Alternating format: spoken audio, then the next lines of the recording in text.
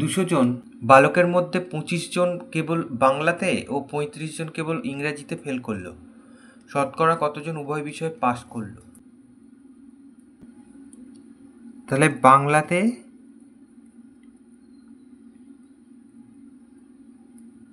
শুধুমাত্র বাংলাতে ও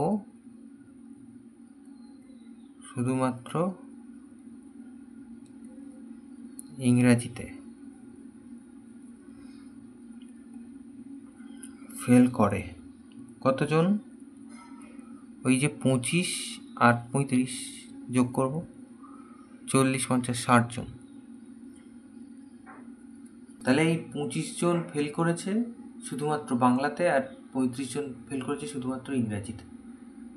তাহলে নিশ্চয়ই বাদ বাকি যারা আছে তারা পাস করেছে উভয় বিষয়ে। তাহলে অতএব উভয় বিষয়ে পাস করেছে।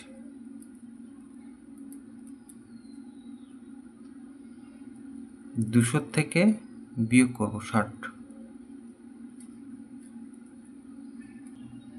তার মানে 140 জন। এবার এটা পার্সেন্টেজ করতে হবে, মানে শতকরা কত। তাহলে অতএব শতকরা উভয় বিষয়ে পাস করেছে।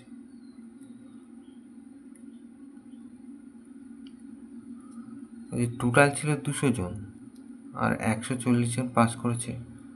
100 দিয়ে গুণ করলে শতকরা হয়ে যাবে, 2 শূন্য 2 শূন্য কাটা, 2 দিয়ে কাটি 70, তাহলে 70 জন।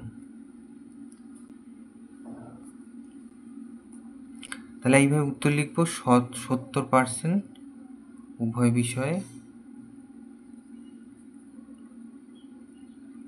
পাস করেছে।